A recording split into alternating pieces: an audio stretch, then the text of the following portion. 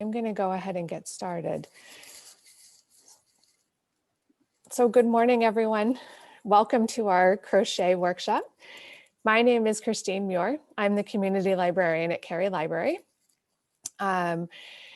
This morning we are recording this program, so we will post this on YouTube when we are done.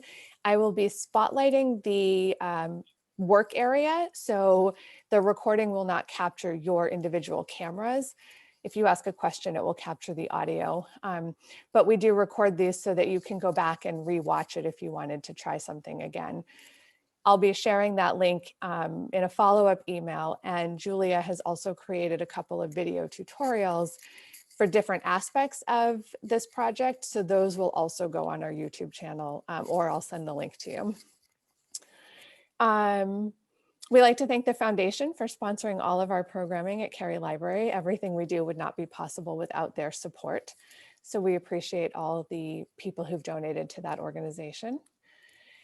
And like I said, this is going to be a small group today, very interactive. So I will be spotlighting Julia's workstation for the majority of the program, but feel free if you have a question to either enter it into chat or unmute yourself. And I am happy to call on you so that we don't talk over each other.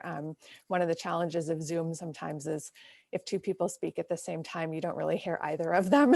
They block each other out. So we've done a few of these and that works out okay. So feel free to participate as much as you like, or just quietly work along. That's okay too. So with that, I will turn this over to Julia, who will just kind of talk a little bit about the pattern which you all received in email yesterday. And she'll go over that briefly, and then we will spotlight her workstation and we'll work on the project together. So here we go, Julia. Awesome. Thank you so much, Christine. Hi, everyone. I'm Julia. I really love crocheting, and I'm really excited to share with you this workshop today and make a beanie together. So our first, my first thing is, what is crochet? If you don't know already, crocheting is a way of creating fabric from yarn. It's similar to knitting, but the stitches are built differently. And so if you're familiar with knitting, that's really helpful, but it's not necessary to learn how to crochet. And in my opinion, crocheting is a little bit easier. So hopefully it's a little bit less intimidating to you. Hopefully you've gathered your materials before today. You'll need 1 or 2 balls of yarn if you want to make a striped hat like you can see in my workspace. If you don't want to make a striped hat, you can just use 1 ball of yarn and it won't be striped. You'll need a crochet hook that goes along with the yarn. If you're just guessing when you picked out your materials, you'll probably be fine because you can't really get too wrong unless you're way too small or way too big. But it should be all right. And at the end, we'll need like a tapestry needle to weave everything in. But if you don't have this today, that's fine. You can just look at the video later and do that last step some other time if you need to get that. And also, if you have a stitch marker, I think you can see this, that looks like this. Also, a safety pin would work, or just a piece of yarn. It doesn't have to be this exact stitch marker. It's also helpful when you're counting your rows or making sure you're getting every single stitch at the end of each row. So like Christine said, we're first going to go over how to read a crochet pattern, the one we're working from today and that you received in the email yesterday. And then we're going to go over the basics of how to hold the crochet hook and then get started. So I'm just going to share my screen now and we're going to talk through the pattern.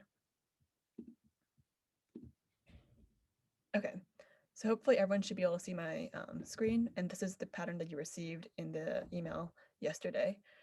So the main thing I want to go over in this pattern is how to read the different sizes, because this is actually a pattern for every single size possible of hat, which is great, but also a little bit confusing if you don't know which numbers go where. So here's just the size chart to start with. And as you can see, this hat is made to fit 8 different sizes, 3 baby sizes, 2 child sizes, and 3 adult sizes. And so the way that you can decide which size you fall into, or the person you want to make this for falls into, is several ways. you can first measure their head circumference by just wrapping a tape measure around their head, and deciding which size they fall into, regardless of whatever you think they might fall into. Or if you're making it for a child or like a young person, you can go by their age if you don't want to measure their head. Or at worst case scenario, you can just kind of guess, like, okay, do I think they're like a small child or a large child? That works too. Um, so hopefully with a combination of those methods, you should be able to land on one. And of course, if these hats are pretty stretchy, so it's not the end of the world if it's a little bit too small or a little bit too big. Awesome. So does anyone have any questions at this point, or shall I move forward to the pattern itself? Hopefully that was pretty straightforward. Okay. So just scrolling down to the pattern, as you can see, we have a list of abbreviations here, which tells you what some symbols mean. And this is really handy because the pattern itself is written in a kind of shorthand because it doesn't spell out every single word. And if you're ever confused about what a abbreviation means or what these letters mean, it's a good chance if you scroll back up, then you'll be able to figure it out through the abbreviations list. And I also have a quick picture tutorial here on how to work a color change, because today we're mainly focusing on doing all the color changes for the hat. And so if you're confused when I'm explaining or something, you can reference this if you like, or after the workshop. So here's the pattern itself. And it might look a little bit overwhelming with so many numbers, but let me just break it down to explain which sizes go with which numbers. So the pattern we're making today is a beanie made of a rectangle. Whoops. So this is the rectangle. I've made this to demonstrate how to finish it off later. And basically what's going to happen is we're going to crochet lots of rows back and forth until we get a rectangle. And then we're going to fold together, close up this seam, and then stitch the top together to make a hat. So the construction is pretty straightforward as far as hats go, which is really great for us. So the main difference between the sizes is just how big, how wide, and how long the rectangle is. So back to the sizes I was talking about earlier.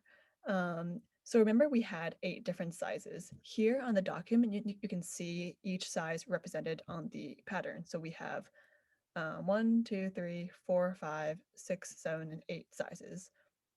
And again, if you forget which size this is, you can just go back to that chart and remember which one you wanted to make. And so you might notice that in this pattern, there are lots of numbers and lots of parentheses in some places. And often there's going to be a series of 3 or 2 numbers in a row after an instruction, which is kind of confusing because, I mean, how do you know which number to follow? And the answer is you first determine which size you want to make. Like, say I want to make a hat for a 5-month-old baby, and then I realize that it's in the second in this series of sizes. So I'm going to follow the second number whenever there's a series of 3 numbers. And that goes for all the rest of the sizes too. So if I'm going to make a large adult hat, I'm going to follow, so I'm going to see it's the 3rd size in the series of adult sizes, and I'm going to follow the 3rd number whenever I see 3 numbers. And that's how you can tell which numbers to follow. And if you have a hard copy of this, it's great to highlight the numbers so you don't lose track. But you can just easily go back to the top and figure out which size you want and which number it is in the series again. And I'll put the size chart in the chat in a second so that you can remember which size is which, and so you don't have to forget. All right, so this wraps up the pattern part, and now we're going to jump into actually following the pattern as as it's written. And if anyone has any questions, I'm just going to jump in because a couple people joined us late. You can unmute yourself and I will call on you so we don't speak over each other. Or you can put something into chat and I'll be moderating that throughout the program. So don't hesitate to speak up if you're lost. All right, so awesome. Hopefully everyone can see my workspace. It looks a bit small, but that looks fine. So here's my demo beanie. And as you can see, it's a striped beanie, and I made the baby size, so this is not the adult size. And it has lots of stripes. All right, so let's get into how to hold your yarn and your hook. So everyone get out your ball of yarn and the hook that you're gonna be using. If you're using 2 colors of yarn, just pick any one. It'll be the first one, but it doesn't really matter which one you start with.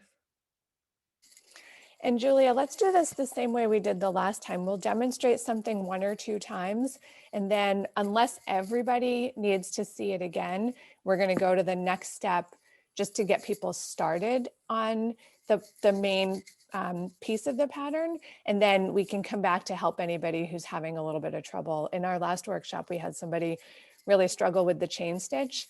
So most of the group went on to start doing the crochet, and we went back and helped that person kind of continue practicing over and over again. So we'll try to do that today so you can get as much accomplished in our hour and a half together as possible. Awesome, sounds good. All right, so we're gonna start with holding the crochet hook. So you'll notice that your crochet hook, it might not look exactly like this, but there's going to be a tip over here where the hook is, and there's going to be a handle. And there are 2 ways to hold a crochet hook. So the first way is called the knife grip. And this is where you hold your crochet hook as if it were a knife, and so you wrap your hand around it like this, and you place your thumb pointing towards the tip of the crochet hook. And so you can see it's like a knife. It's like a knife because you can hold it like this, and you can imagine that the blade is here, and you just hold it like a knife. Um, the second way is called the pencil grip, and it's where you hold it like a pencil. And so in this method, you would grab it like you would a pencil, but make sure that your thumb is on the same side as the tip. So in both of these methods, it's just really important to make sure that your thumb is pointing towards or on the same side as the tip, so that's easier for you to maneuver the crochet hook. And you should hold it maybe like an inch or so away from the tip so that you aren't holding it too far like this, and it's really hard to move the crochet hook around. And you don't want to hold too close because then it's really hard to catch anything with the hook. So about an inch away is ideal. And often different people have different preferences. So if you already have one that you use, that's great. And I prefer the knife grip if for what that's worth. All right, so now let's start with the slip knot. I'm going to demonstrate this twice, and then we can see if we have any questions. So identify the tail end of your yarn, which is the end that's not attached to the ball, that's just cut. And then the working end of the yarn is just the side of the yarn that is connected to the ball. Place your yarn down in this upside down kind of V shape with the tail end on the right. You can see over here, hang down about 2 feet, and then just with the working end going off to the side like this. I'm going to see if I can actually zoom out a little bit. Okay, that might be a bit better. All right, so we have this little mountain, and we have the tail end on the right-hand side with about 2 feet of yarn going down and the working on the left. So this is how we make a slip knot. Using your right hand, grab the right side of this little upside down V and move it over the left side so that it creates this little loop right here. Then I'm going to reach in with my right hand through the loop, and I'm going to grab the tail end of the yarn, which is still on the right side of this V on the bottom. And once I grab the yarn, the tail end of the yarn over here with my right hand, I'm not going to let go. So I'm just going to put my right hand in and grab this right side of the upside down V down here. And then my last step is I'm just going to use my left hand and hold the working end of the yarn, which is on the left side of the upside down V here, and just pull. And I'm not going to let go with my right hand. So I'm just going to pull with my left hand. And this is our slip knot. And you can make it bigger or smaller by pulling on the tail end of the yarn. So I'll demonstrate that one more time in case you didn't get it, which be probably pretty amazing if you got it the first time without seeing it again.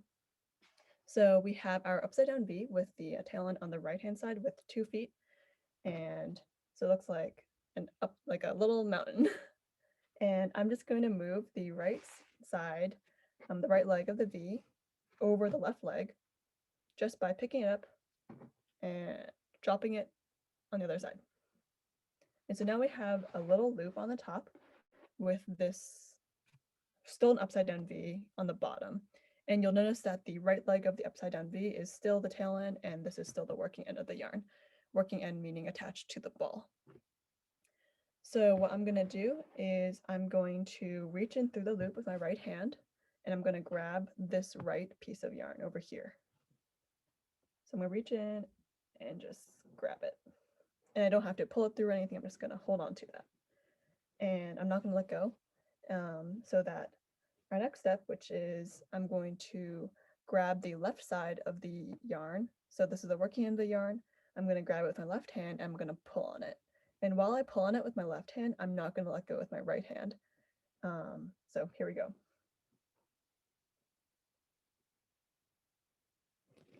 And that is our slip knot. So I can see a few of you on camera, and I'll watch if anybody needs to see it again. If everybody's all set. Okay, I'm not seeing anybody unmute themselves for questions or looking confused on camera. So I think we can go ahead to the next step. And if you are struggling with this, we will come back to it. We're just gonna, since the bulk of the class is ready to move ahead, we're gonna let them keep going. And then we'll come back if we need to. Awesome. So here's our slip knot. And the reason why it's called slip knot is because if you pull on tail, it can get smaller or much bigger.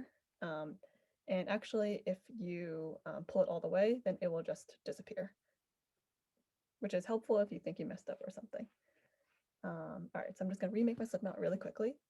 And so what we're gonna do is now we're just going to hold the hook however you prefer to hold it. So I'm holding it with a knife grip, remember, with my thumb about an inch away from the tip. And I'm just gonna insert my hook into the loop formed by the slip knot. And then I'm going to pull on the tail end of the yarn right here until it just cinches. Oh, I'm not gonna pull on the tail end, I'm gonna pull on the working end, my bad. Until it cinches closed around the hook.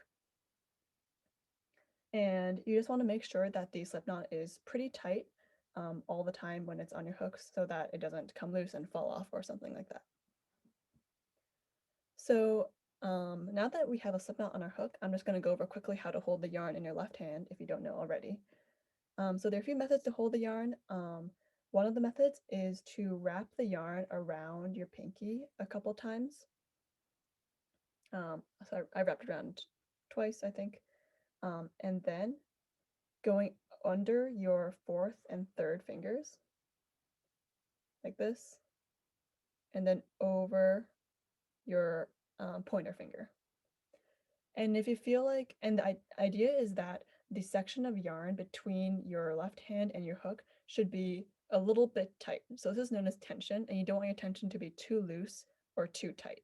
If it's too tight, it means that your left hand, like, you can't feed any more yarn towards your hook. And if it's too loose, then it will just you won't be able to manipulate the yarn. So the way to increase or decrease your tension is to like wrap it around your pinky more or fewer times, depending on whether it's too loose or too tight. And if this method is a bit tricky to you, you can also just literally hold the yarn between your second and third fingers and just either grip it more tightly or more loosely, which is also works and might be easier to handle if you're just beginning. I often use a combination of both of those methods. Okay, so next we're gonna start with the actual stitch, which is great. And I'm gonna just put the pattern in the chat really quickly, so you don't have to keep looking at your other screen. And so this is just a broken down version of the beginning of the pattern, and so you can just quickly see which size goes with which number. So because of this demonstration, I'm going to make the smallest size, which is the 0 to 3 month baby. And so I can see from this pattern that I need to begin with 29 chain stitches because that's the first number in that series of 3 in the baby category. So you can identify whichever one you want to use. If you don't know, making the small size works well because then you'll be able to practice the techniques faster and finish quickly, which is great. So now we're going to go over the chain stitch, which is the first instruction in the pattern. So to work the chain stitch, I'm going to be holding the yarn in my left hand and the hook in my right hand with this slip knot on the hook about maybe like half an inch away, but it doesn't really matter where it is. As long as it's on the hook, that's great. So to work the chain stitch, I'm going to yarn over, meaning I'm going to move my hook under the yarn. So the yarn goes over, so that's why it's called a yarn over. I'm going to move the hook from left to right under the yarn. So I'm just going to show that again. I'm going to move my hook from left to right under the yarn so that the yarn is wrapped from right to left over the yarn, the hook. And then I'm going to pull this yarn over that I've just created through the slip knot on my hook already. So I'm just going to pull it through by just pulling back gently with my hook, and it can help to turn the tip a little bit so that it's facing the knot where there's a little bit more space. And I'm just going to pull it through gently like that. And that is how you create a chain. So I'm going to demonstrate that one more time. So to create a chain stitch, yarn over by moving your hook from left to right under the yarn, and then just pull through the loop that you have previously on your hook. And you pull it through just by pulling your hook back gently through the loop. And it's a little bit difficult to see with my camera, but now I have 2 chain stitches. I have 1 and 2. And actually I'm going to switch to a lighter color of yarn. I was just thinking that we've always started with the lighter color and it's a little bit easier to see. Yeah. So if anybody has any questions, sometimes we start by asking if people have done any crochet before or if they have any knitting experience. So while Julia sets up again, if anybody wants to, share whether or not they have any previous experience. I think I recognize a couple names, but I host so many programs. I don't know if you were in a crochet workshop before or something else. Hi, Randy. I did the previous crochet workshop, which was great. And now I'm really excited to learn how to make stripes. So. Excellent. Excellent. And Pamela's a knitter.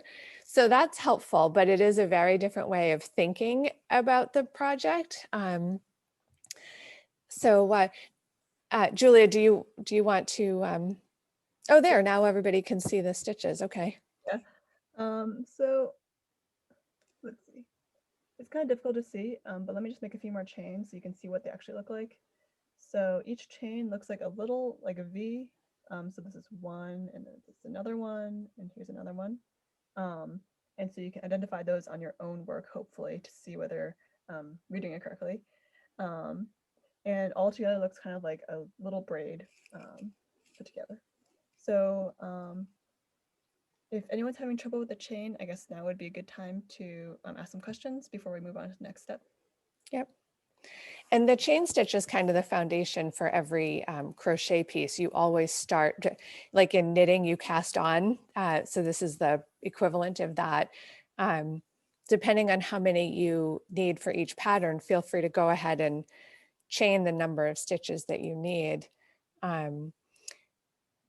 It's also a great way to practice. Like I taught my daughter a little bit of crochet one time and I was like, just keep chaining because you get to practice the feel of the tension and how you need to hold everything so that you feel comfortable doing it. So even if all you do is just chain and not count, and then it gives you a lot, it gives you a lot of practice. Yeah, exactly. And if you're having trouble getting the yarn through the loop, it might be because your tension is too loose. And so just try to grip the yarn a little bit tighter so that there's more tension in this section between your hand and the hook, which is what makes it easy for you to manipulate the yarn. And So just I'm gonna, not seeing oh, any questions. So feel free to chain the number that you need, Julia, and then we can show people how to turn. yeah, exactly. And I'm just going to demonstrate how to count again in case you missed it. So you count each V as one stitch. So I'm going to count, and the slip knot does not count, even though it looks like a V a little bit. So 1, 2, 3, 4, 5, 6. And you can just count like the bottom of the V if that helps, like the kind of crossover. So yeah, I'm just going to finish and chain 29 total.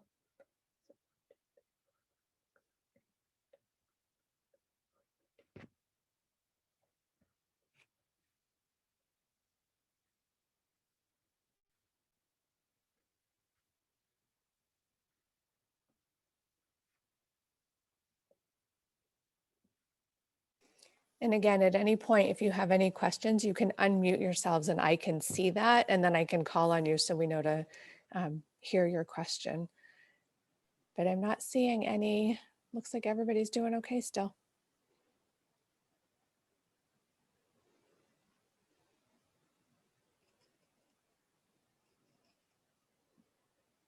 The other thing, I think I put this in the event description. If somebody did do our previous beanie workshop and you wanted to make a scarf or a blanket or something like that, you would just change the number of stitches and rows. So you could make a pot holder by figuring out what size you wanted it to be and just chain the number of stitches to make that size, and then crochet the number of rows to make it square. Same with a blanket or a scarf or anything else. The idea was the beanie is a very easy project. It's just a rectangle, but what we're adding in is the new skill of changing color. Once you know how to change color, you could use up all the scrap yarn you have in your house, maybe from last previous knitting projects. The idea is this is a way to learn how to change the color so that you can have a little more variety in your projects. So is everyone done chaining? I think we can go ahead and crochet the first row and then just continue answering questions as we go. Yeah, sure. I feel like maybe some people might have a lot more chains, but all right, let's move on to the next step. So because we're working in turn rows, meaning at the end of, because we make a rectangle, we're going to be going like this, which is called turn rows because you turn at the end of every row to move on to the next row. At the end of each row, we always leave one chain to account for like the side, to just make it look, to make it so that the row can be tall. Otherwise, it will be squished down into the previous row.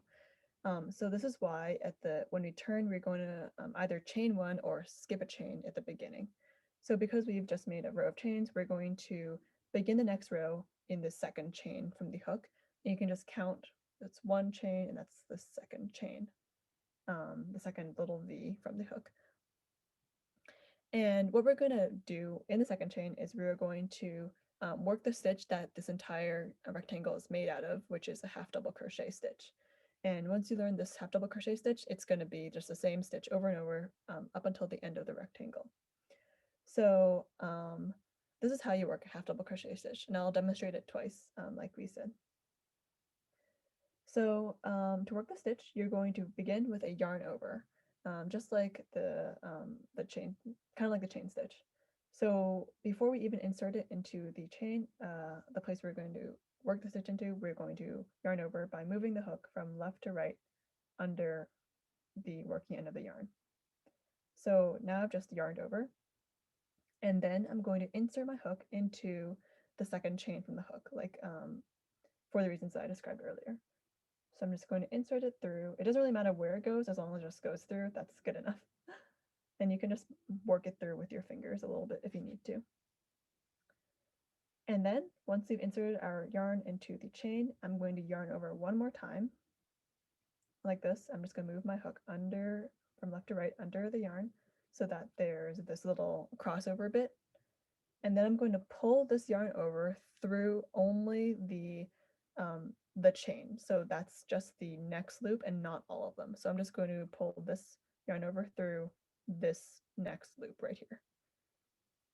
And I'm just going to do that by pulling back gently on my right hand with my hook, just so that it slips through this chain. And so you'll notice now we have 3 loops remaining on our hook. And then to complete the half double crochet,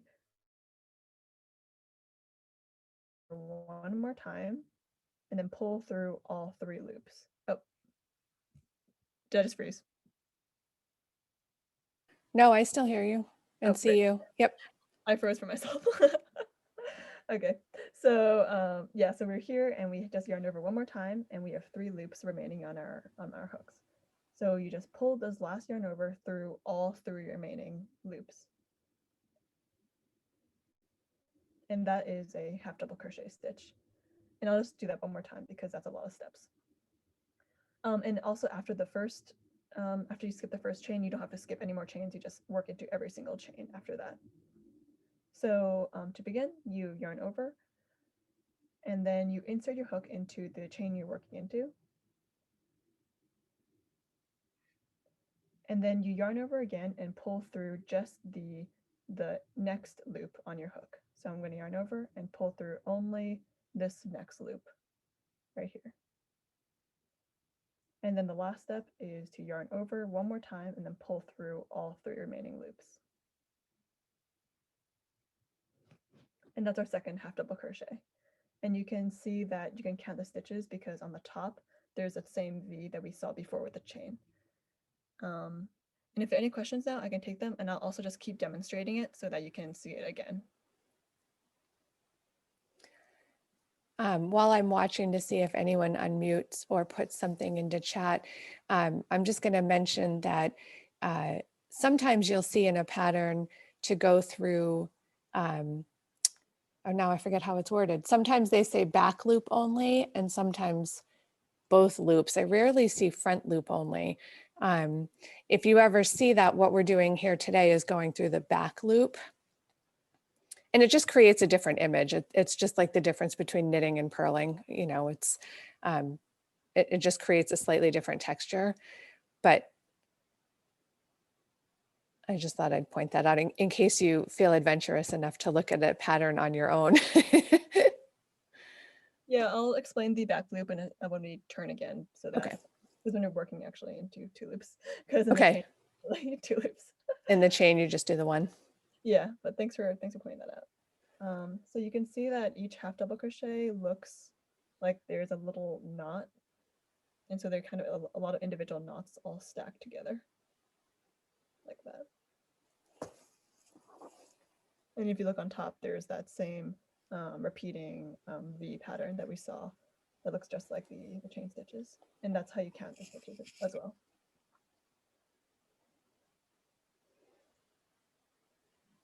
Wow, there are no questions. There are no questions. It looks like everyone on camera seems to be moving right along, and I don't see anything in chat, and nobody's unmuting. So I think we're all just having a cozy morning working with our yarn. These have been really fun. This is, I think, the 4th one that Julia and I have done together. And I think that we found a good formula to still make it feel social and relaxing, even though we're not all in the same space, which would be ideal. But I think we've been able to manipulate Zoom well enough to provide good instruction, but also, you know, kind of a fun atmosphere too. And you didn't have to like drive anywhere or walk anywhere. So you could be in your pajamas and we can't tell. Oh, also I noticed that my my workspace screen is a little bit dark. So if you also think it's dark, you can just increase the brightness on your computer, and that should help a bit. I just did that because it looked really gray. It looks okay to me, but maybe it's Yeah, I think my computer's adjusted for the dimness.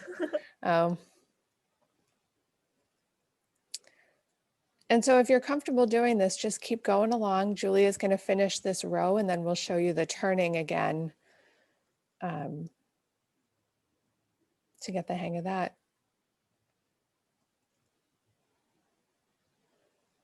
The last time we did this, Julia, when we just did the solid beanie, I was telling a friend of mine about it, and they said, well, so where's your hat that you made? And I said, oh no, I can't manage a program and crochet at the same time. That's way beyond my multitasking abilities. I said, but I do get some comfort out of watching other people do it, but it also did make me want to pull out my yarn again. It's been a long time since I've done something. Oh my God. That's really funny because it's like the opposite of me because now I have like so many hats. It's like I made another one today and I have this other one that I'm gonna show later, and now I'm gonna have like 4 hats, I think. The nice thing about making the smallest size is there are a lot of hospitals that will take them for newborns because every newborn, even in the summer, needs to cover their head. It's just um, the outside world is such a shock to a newborn that they do wear a lot of hats. So at least there's a place for these hats to go. Yeah. I'm gonna send them off actually to my friend later today. There you go. It's always a use for hats. I know, it's great. And again, part of our goal in doing this was to give people the skills they need to be able to make a variety of different kinds of things. So if you have enough hats of your own or you don't have any babies coming into your world, you can adapt this to make scarves or blankets or pot holders or all kinds of things. Yeah, exactly. I mean, a rectangle is just the longer, shorter square, so you can use the same stitch to be making like, if you use a giant yarn, you could do like a giant blanket or like a chunky scarf or something, and it would look very similar, which is great. And once you know how to do some of these stitches, the yarn that's out there is just amazing. There's some beautiful textures and colors. And there was something years ago, I think it was called Fun Fur came out, and it had all the little fringes off of a central yarn. And so those kinds of scarves were all the rage for a while.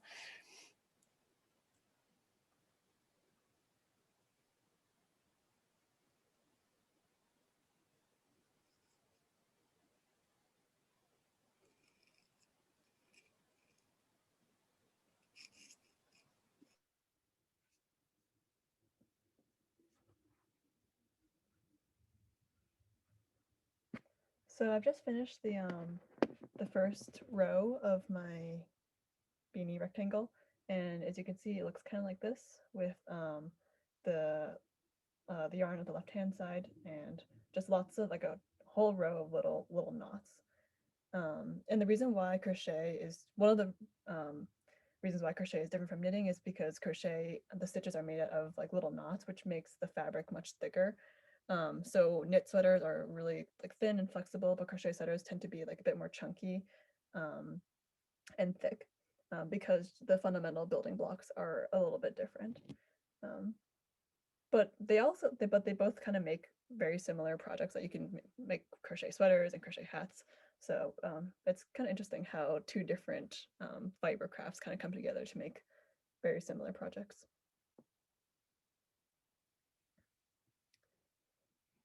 All right, so I know I'm making the smallest size, so I feel like I'm going to be finishing faster than most people, but I'm just going to go ahead and explain the next row in case anyone's already there. So for the color changes, we're actually going to be changing color every 2 rows. So this is just 1 row, like one time of going across is 1 row. So if you've done this before, you're just going to chain 1 and turn and then go across the other side. And then we're going to change color then. And the reason why we do that is because I want to change color at the same place. So I have to go and come back and then change color and go and come back. Otherwise, the strands of yarn would be zigzagging all over the place. So this just makes it a bit neater. So to turn, we're just going to chain 1 at the end, and then turn your work so that the your hook and the yarn is on the right hand side of the project again, and then just crochet across and going back, and then we'll change the color. Oh, and I was going to explain the back loop only. So you'll notice that when you're going back now, you have these 2 loops on the top, which are the top of the half double crochets. So because this pattern is mostly worked in back loop only, when you insert your hook into the stitch to work your half double crochet, the back loop is the side of the V that is further away from you. So this is the back loop and this is the front loop. So if I insert my hook into the back loop, I just go through the top and just into the the side of the V facing away from me, like away from myself. And I'm just going to yarn over and complete the half double crochet like normal. And so in the future, after every single repeat is going to be done in back loop only, so that we create like a nice bridged beanie look. Yep, so go forth. And again, if you have any questions, feel free to jump in at any point, or put it into chat.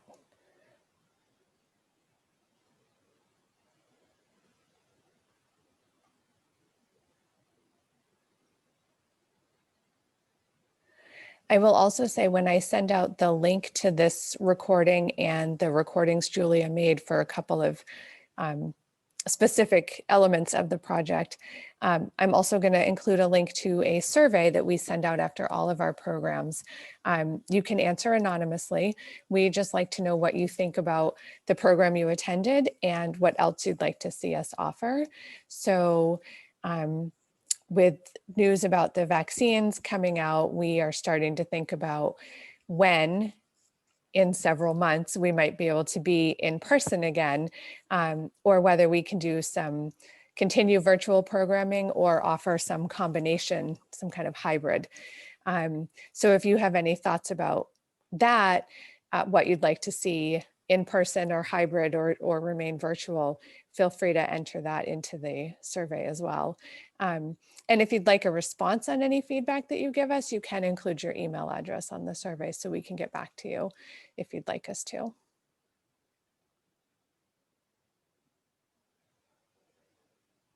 So as you can see, because I'm working back loop only, the front loop is left exposed so that you can see that little ridge over here, and that's what creates the ridged effect on this beanie. If you don't want to do the back loop, that's totally fine, but it just won't have that ridge there.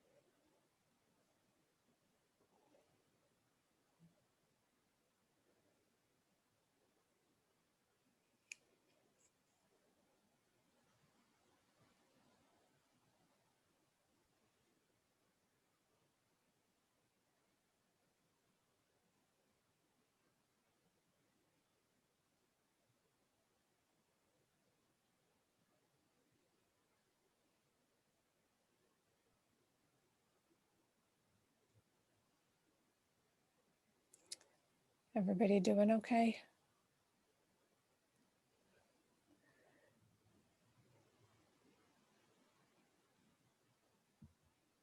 I am totally fine with people leaving their cameras off, but I appreciate those of you who have them on so you can just nod and I get some feedback. So thank you for doing that.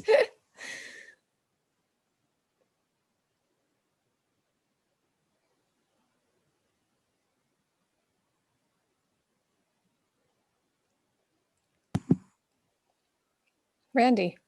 I just wanted to say, I unfortunately have to leave a few minutes before 11. Okay. So I'll watch as long as I can. And then when I disappear, you'll know that's why. Okay. And then I will look for the video so I can see the end of it. Okay. Absolutely. Thank you for letting us know. And unfortunately, I have a conflict of a 2-year-old great niece Zoom birthday party. Oh, that's a fantastic reason to leave us. Thank you so far.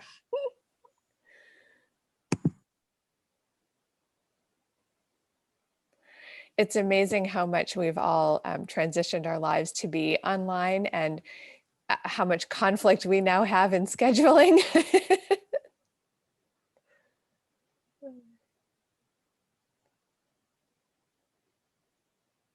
So you're at the end of another row there, Julia, right?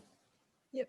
Okay, so I'm gonna take this opportunity to just explain the color change just once so that you'll know how to do it afterwards. I'm gonna grab my other ball of yarn, which is a contrasting blue color, and which I'm going to be using as my stripe. So the way you color change in a seamless way is that when you get to the end of a row, you're going to complete of like the last row. So this is still my second row in the light blue color. I'm going to yarn over and work the beginning of the half double crochet like normal, but I'm going to skip the last step. So I'm going to yarn over, insert my hook into the back loop, yarn over, and then I'm not going to do the last yarn over and pull through to complete the half double crochet. So you'll notice this is the last step. And actually what I'm going to do is I'm going to grab the tail end of the yarn from my second color that I want to switch to next in the next row, and I'm just going to grab it, and I'm going to complete the yarn over and pull through with this new color. And it actually isn't going to show at all in this last row. So I'm going to yarn over and pull through the stitches from the loops from the last stitch, and it might be a little bit loose on both ends because we're using two different balls of yarn. So you can pull on both the working end of the yarn of the last color and also on the new color to just tighten everything up. And then, so we've just changed our colors. This is how you do the color change. But to continue working in the rows, you're just going to yarn chain one more like normal, and then turn, and then you'll just continue working in this new color. And as you can see, you can't really see the new color in the last stitch, which is why it is a seamless color change, because you basically change color mid-stitch so that you don't have any overlap. And then what you're going to do next is you're going to crochet on that way and then come back, and then you change back to this original ball of yarn the same way by just grabbing the yarn that you used to be working with in the second row, and then just completing the last stitch in the fourth row with this color. So should I show that color change again? If you can pull that out and show it one more time after explaining it.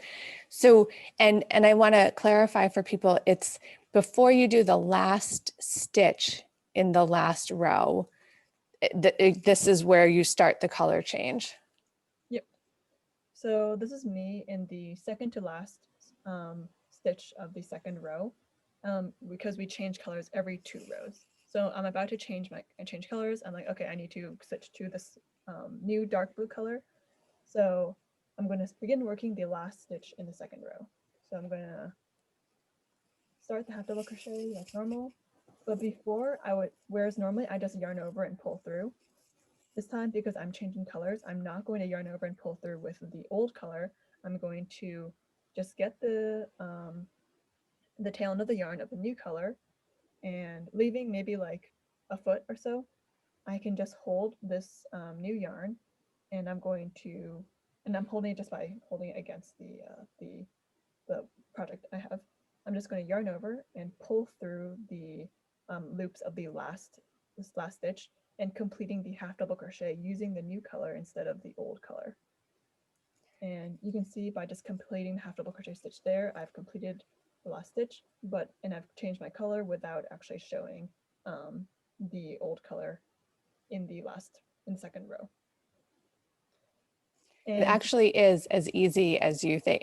It's like you expect it to be way more complicated. It's actually really, really simple. So if you find that surprising, don't be. It really is actually just a pull through.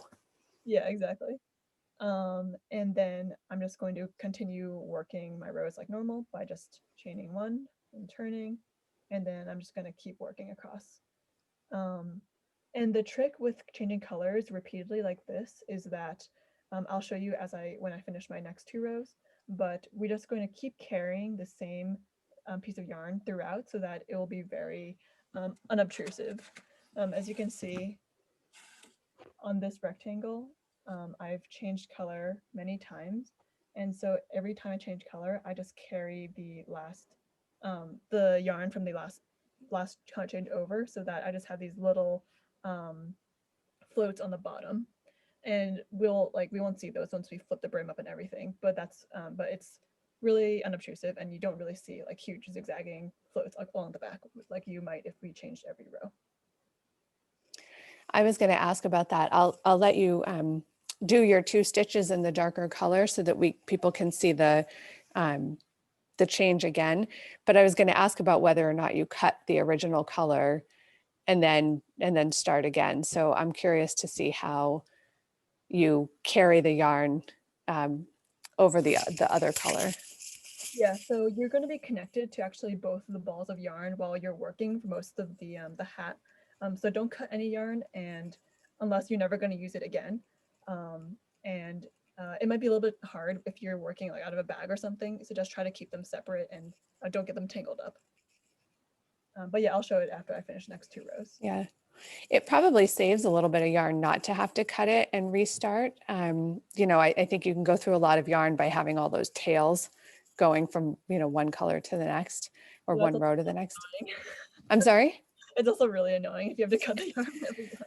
Well, then you have to thread in all the tails too, which is the thing I hate the most about any kind of yarn project. Exactly. So this is great. It's pretty easy, I think, and yeah, it saves a lot of energy. Yeah. And if you were making a multicolored piece and you were using up scraps of yarn, you certainly could just, you know, leave a tail for the color if that was the end of the ball of yarn and you weren't going to be able to go any further. Right.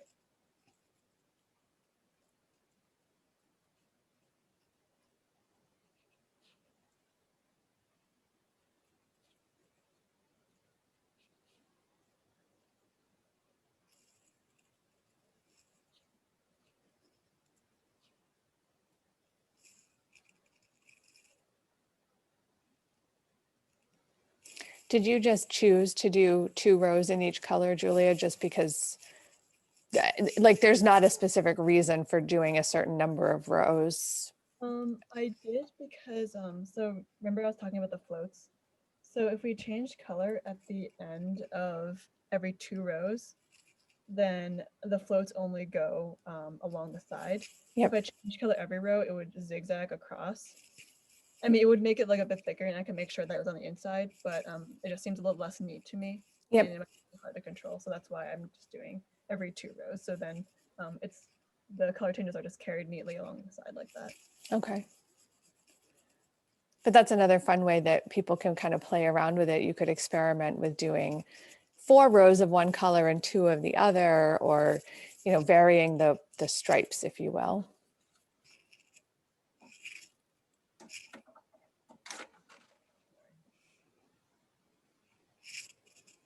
And if you're getting the hang of this, feel free to just keep moving along. You don't have to work at the same pace as Julia.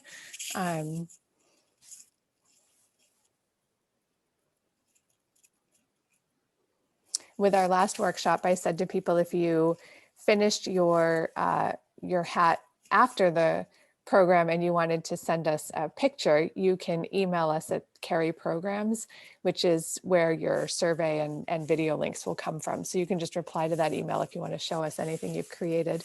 I'm just curious. Yes, I've just done one more row with my new color, and I'm just going to turn around and go back to where I started with the color change.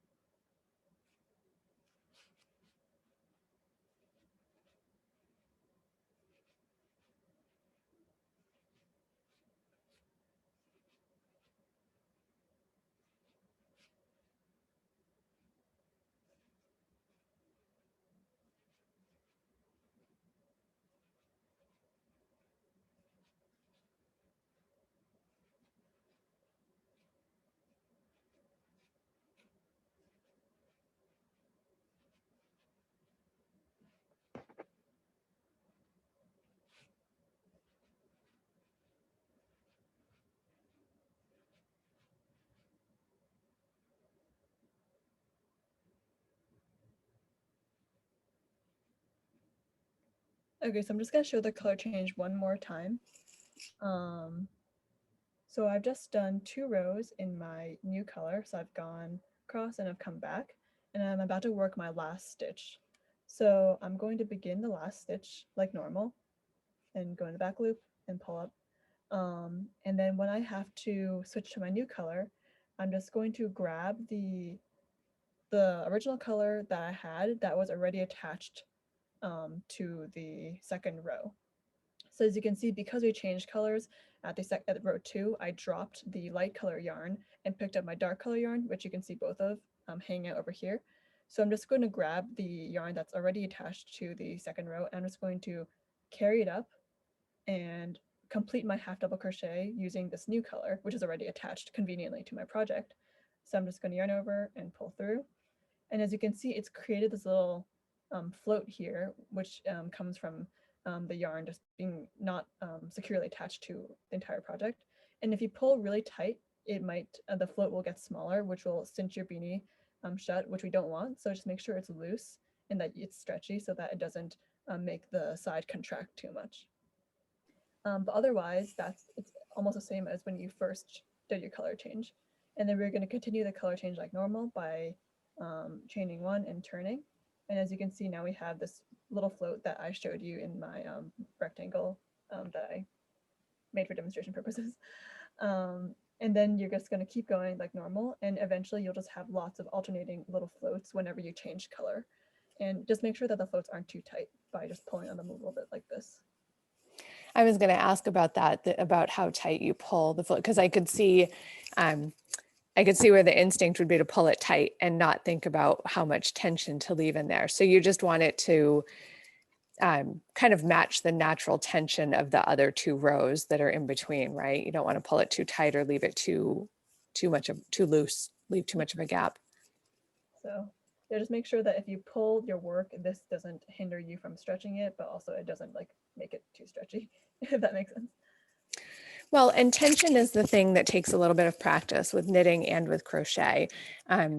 Tension in your individual stitches, but also in the color change, in this sense. So I think the biggest thing is just practicing it. And as soon as you're really comfortable holding the hook and the yarn, it gets better over time. Yeah, I think this is probably a lot more important for like sweaters or things that you have to wear. And if like the floats are too tight, then like the part of your sweater that has like the nice color changes will all be like a mat like pushed together because the floats are too tight. Right. But yeah, I think for this beanie, it's not a huge issue, but just a good thing to watch out for if you are accidentally pulling them really tight. So how are people doing? Has anybody successfully changed color? Are they getting some stripes in their project?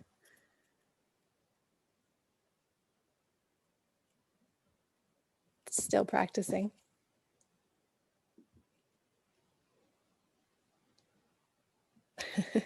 That's fine. They're all working hard. I don't want to put anybody on the spot. Can I like demonstrate something again? Would that be helpful? The color change. I would say keep going with the rows, and as you get to the end, demonstrate it again for people. I'm not seeing anything, but again, you are more than welcome to unmute yourself and ask a question or let us know where you are, or make a comment about the process, whatever you need. It's a small enough group that you can personalize this class if you would like to.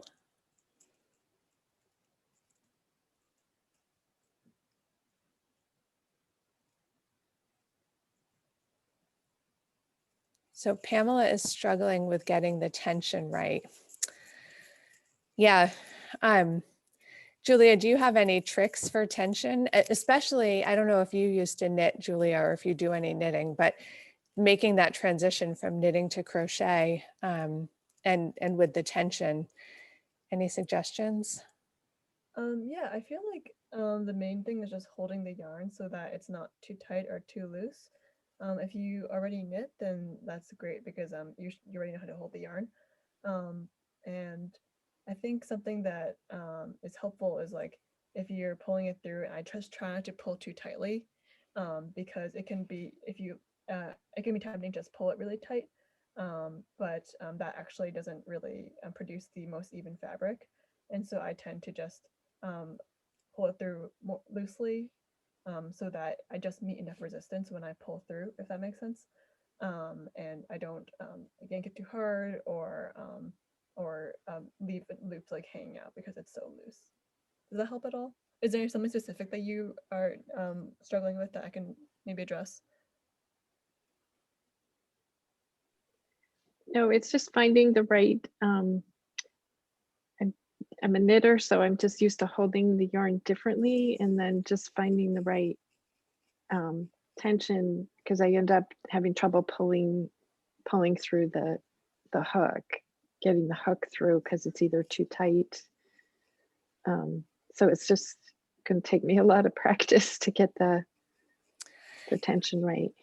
I think it's way more common for people to knit or crochet too tightly because the fear is that something will be so loose that it seems flimsy. So what I do when I crochet is I just pull the yarn to be snug against the hook, but not tight. If you pull your working yarn so that it wraps around the hook snugly, and then you kind of not necessarily let go, but then you sort of loosen, it should give you a good enough tension to be able to pull the hook through the yarn. Also, if your yarn is too, if the loops around your hook are too tight, then you can try rotating your hook so that it's pointing towards the bottom of the loops, and that way it's easier to get the hook through if it is really tight. That helps me a lot. Yep. Okay. When I first started knitting, I had really tight tension, and it was so hard to make every stitch just because my tension was so tight. But I was so afraid that I would have these huge gaps if it wasn't tight and even. So I think that's the most common problem that people come up against. Were there any other questions? I think that I saw some like confused looks earlier, like because I can demonstrate anything at this point. I don't see any questions. I mean, people are welcome to add something in chat. Nobody's unmuting themselves.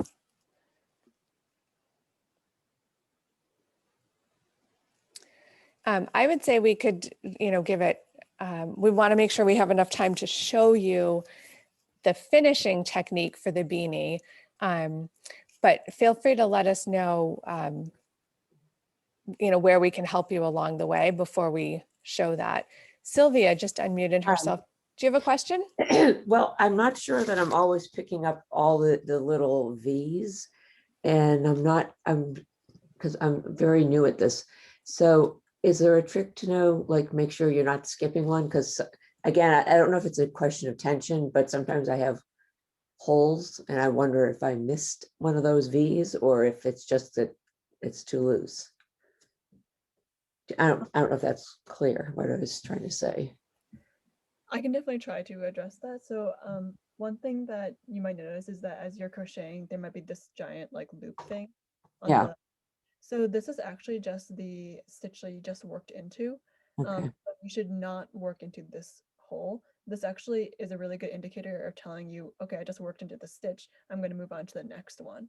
So show me there, please, which one you would go to next. Sure. So this is the loose one, which I noticed I just worked into. So I'm going to go to this one next.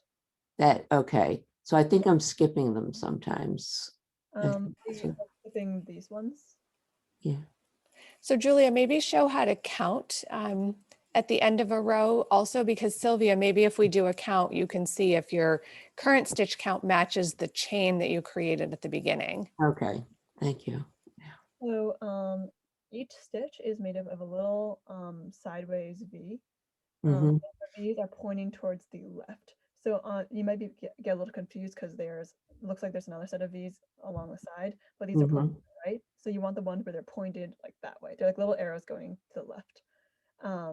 And so each V is one stitch. So that's 1, 2, 3, 4, 5, and so on. Mm-hmm. So if you can go back to where you just stitched your, and there's a little, so it looks to me like you're coming out of a stitch right there, yeah, where your finger is. So you don't go back into that, right? You go into the next one. I would go into this one next. Right, okay, So I all can right. do that really Yeah. slowly. So I Okay. just gone into this one, which has that giant hole there. And I'm Yeah. going to not go into that giant hole, and I'm going to go to the next stitch that I see that is like complete. Okay, all right. Yeah, sometimes I think depending on the tension on mine, it looks like I'm in one stitch and yeah, all right. Okay, thank you. Sure, I'm also glad it helped. Yeah, That yeah, part is also hard. That was something that I struggled with in learning too, because it's a little bit unsettling to see that really loose stitch. Mhm, and right. and so you have to remind yourself that's the one I just did, and the gap will close when you do the next stitch. Right. It's also helpful as a beginner, I think, to work with a lighter colored yarn, because I think it's easier for you to see the Mhm, individual stitches, which I yeah, hadn't thought of until Julia was showing us the darker color this right. morning. Maybe I should switch over. Okay. Yeah, all right, thank you. Of course.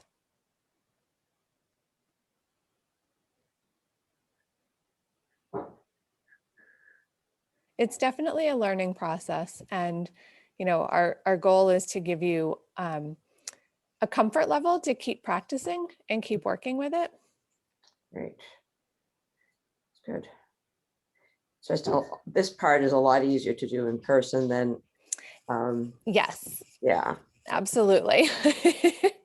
If someone can actually point to your own project and say, this is where you're supposed to be putting the Right. needle. Yeah. And to be able to see the tension in person and kind of get a Right. feel for it, I think also makes a difference for sure. Yeah. That's also why we recorded these, so that you can go back and, basically participate in the class again from the beginning on your own time, so that you can kind of keep experimenting with it. Yeah, it's gonna take a lot of experience. It does. It does. Oh boy. I would love to do some of these in person when we feel like it's comfortable, not Yeah. only to be indoors together, but to be close enough to work together. I mean, the Right. challenge with these, with tutoring on something like this is you can't really do it from 6 feet apart. Oh, Yeah. it's about the opposite of the Right. you actually need to be in each other's faces to do it.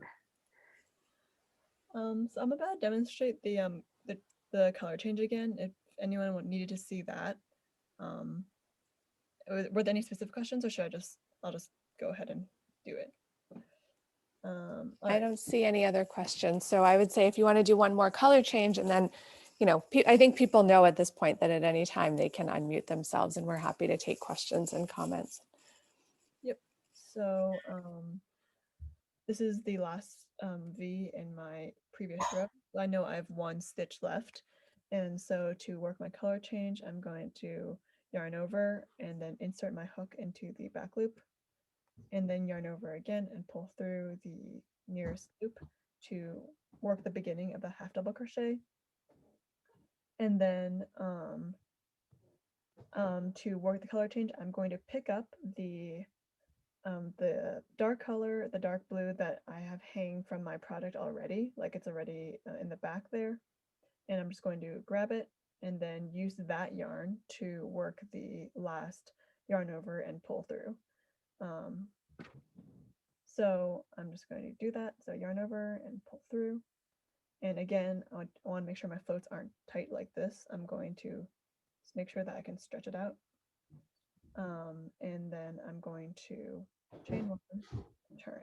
And you can see that I've just dropped that light color yarn. So now it's just hanging out down here. Now in 2 rows, I'm going to pick it up again to do the color change. So now I have 2 little floats because I've changed color twice so far. And so you'll see like the alternating colors along the bottom there. And that is the color change. And I'm just going to keep going along the side with my new color. And I would say we can go maybe for another 5 minutes like this, and then we'll demonstrate how to finish the beanie.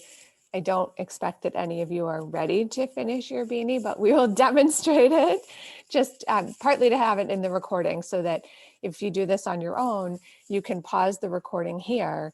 And when you get to this number of rows that you need, you can resume it and finish the beanie. So you're welcome to just stop and watch that, or you can just listen while Julia does it and continue working on your rows, because while you have us here live, you're welcome to ask us questions and see if we can help with any troubleshooting. Yeah, and let me just demonstrate quickly how to count the rows, because I've demonstrated how to count the stitches, but the rows are a little bit different. Yep. So if you're doing the back loop only stitch, then you'll notice these little ridges that happen every so often. And actually each ridge means that there are 2 rows. So this is 1, 2, and then there's 1 row tucked down in the valley there, and then 1 row on top. So if you have the ridges, then it's really easy to count, because each ridge means that you have 2 rows. Also because we change color every 2 rows, which is why the stripes are alternating like that. But if you can't really tell, or you want to count each individual row, you'll notice that every time, or in your project, you have these little dips, like it goes down and there's this little valley here and then it goes up. And so every side, so this side is 1 row, and then when it looks like there's like a little valley or a little like mountain, then the other side is another row. So I'll just count my rows here. So I have 1, and then I have another one over here, and then I have 1 down there where it goes down, and then I have another row over here where it comes up again, and then I have 1 and 2, so I have 6 rows altogether. So hopefully that helps. And if you look at the pattern, it tells you how many rows you need. So for mine, I need 30 rows. So actually I would just count 15 stripes. And you might have more or less, depending on which pattern you're doing or which size you're doing. I was thinking that working in sets of 2 rows for each color makes it super easy for counting. It makes it really easy.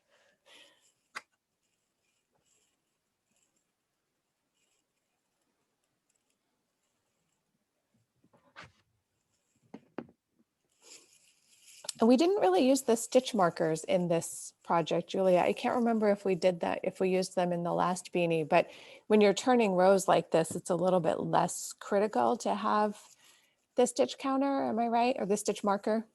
Yeah, I didn't demonstrate it because we were just going, but if you want to use the stitch marker, it helps to put it at the beginning, the first stitch of each row, to make sure you don't skip any stitches.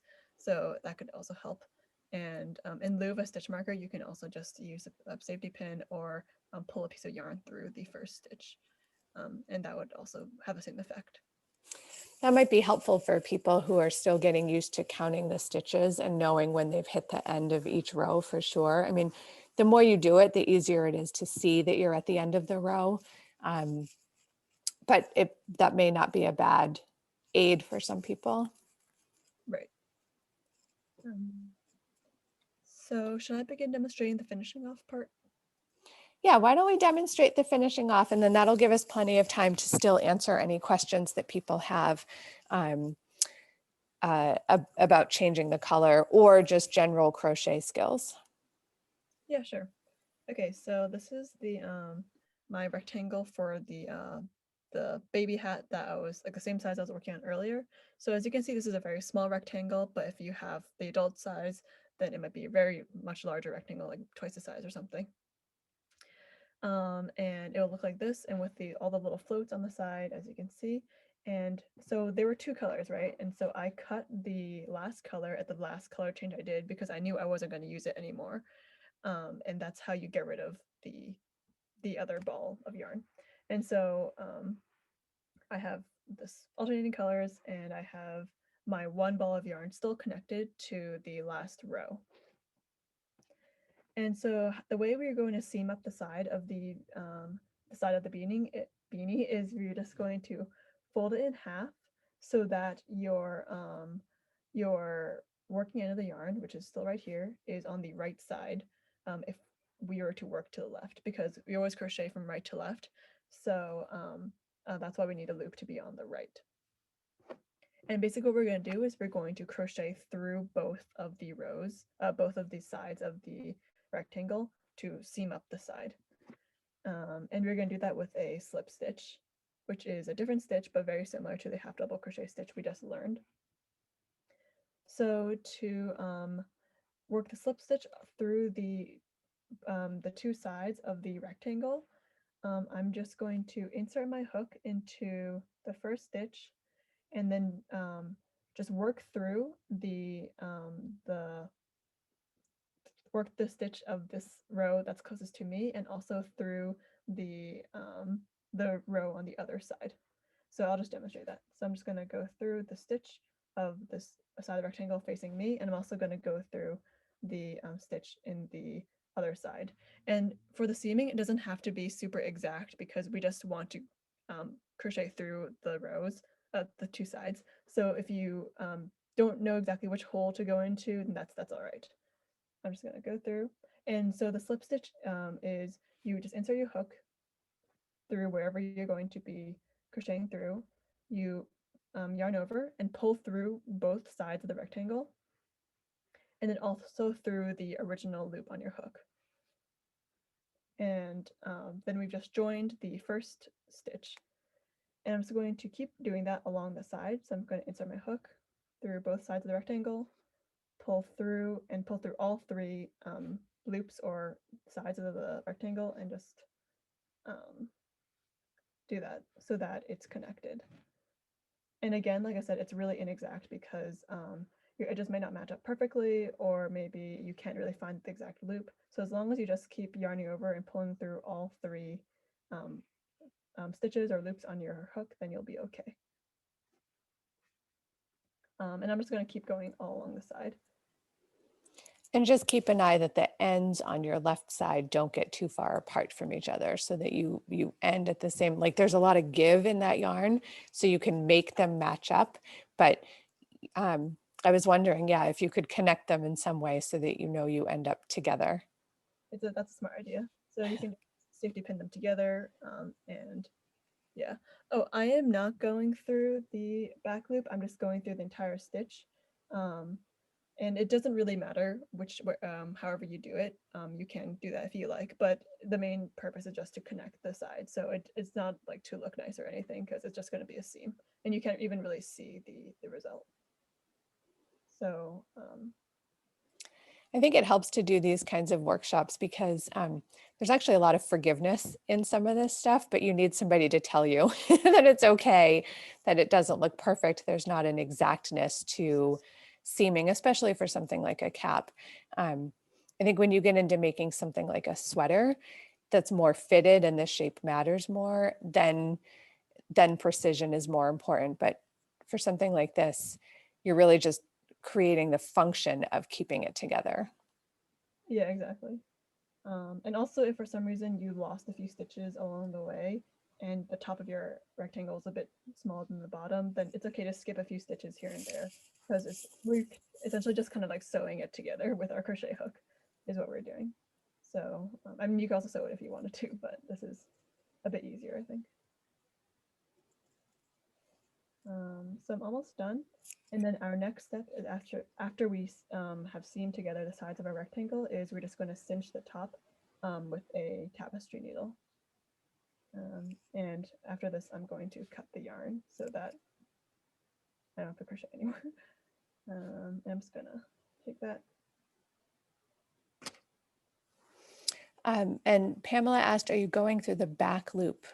Is that, I just noticed that in chat, so I don't know if that's what you had just answered when you said you weren't going through just the back loop. Yeah, I just said that. Okay. I heard you say that, but I didn't know if the question came in before you answered it or after. I didn't see it right away. Sorry. I'm just premonition. All right, so I'm just get my scissors. This is why I can't also crochet at the same time, because managing chat and watching for people not, unmuting. I have a lot of practice crocheting during class. Well, not to out myself, but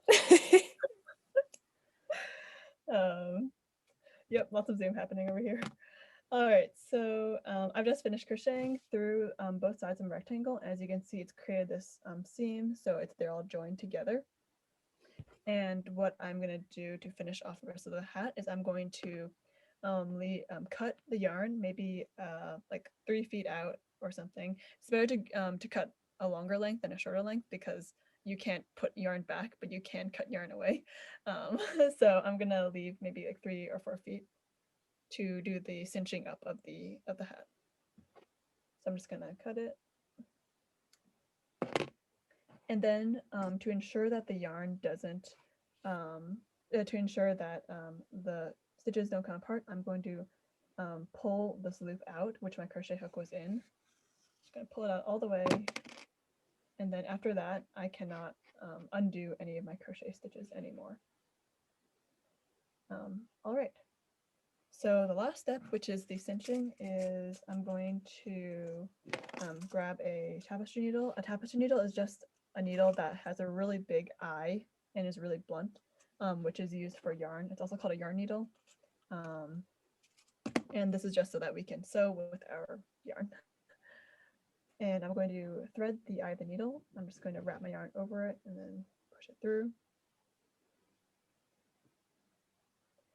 And so this last step, we're just going to be weaving our tapestry needle in and out of all around the top of the cylinder that we've created, so that we can later on just pull it shut and cinch the top of it tight.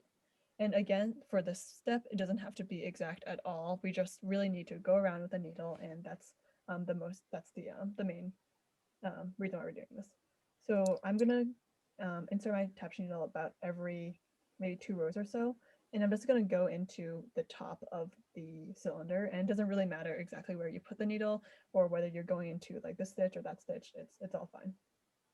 You just want to keep it kind of evenly spaced so that when you cinch it, you get kind of a nice even closure.